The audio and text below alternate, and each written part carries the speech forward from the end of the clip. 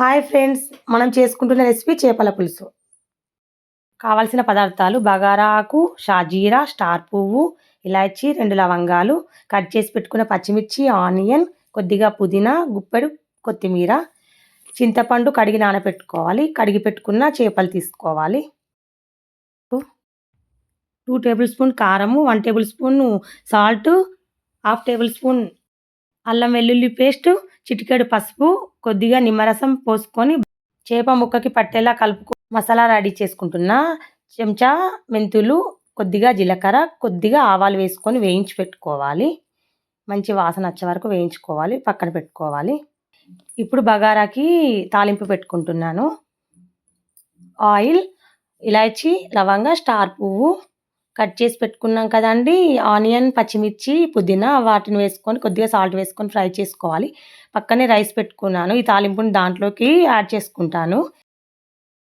చల్లారపెట్టుకున్న ఇంగ్రీడియెంట్స్‌ని రోట్లో వేసుకొని మెత్తగా పౌడర్‌లాగా చేసుకోవాలండి. చేపల పులుసుకు ఖచ్చితంగా మెంతుల పొడి వేసుకోవాలి. టేస్ట్ మంచిగుంటది. చేపల పులుసుకి పాత చింతపండును వాడతాం మేము. ఆయిల్‌లో ఆనియన్ వేయించుకొని ఆనియన్ కూడా పేస్ట్ చేసుకోవాలి. గిన్నె పెట్టుకొని నూనె పోసుకోవాలి. ఒక ఇలాచి, 2 లవంగాలు, స్టార్ పువ్వు, బగారా ఆకు, కట్ చేసి పెట్టుకున్న పచ్చిమిర్చి, ఆనియన్, కొద్దిగా పుదీనా వేసుకొని బాగా కలుపుకోవాలి. మనం దంచి పెట్టుకున్న ఉల్లిగడ్డ పేస్ట్ వేసుకోవాలి. పేస్ట్ మాడిపోతుందని కొన్ని ఆనియన్స్ వేసుకున్నా ముందు.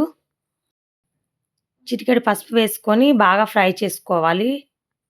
కారం, మసాలా పట్టించిన చేప ముక్కలు వేసుకొని కలుపుకోవాలి బాగా. ఇప్పుడు కొద్దిగా కారం వేసుకోవాలి. కొంచెం ధనియాల పొడి యాడ్ చేసుకొని మూత పెట్టుకోవాలి.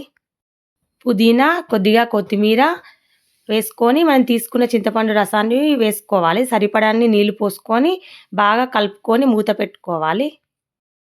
మూత తీసి చూస్తే ఆల్మోస్ట్ కూర ఉడికిపోతుంది. కొత్తిమీర యాడ్ చేసుకొని మనం పౌడర్ చేసుకున్నాం కదా అండి! దాన్నేసుకోవాలి.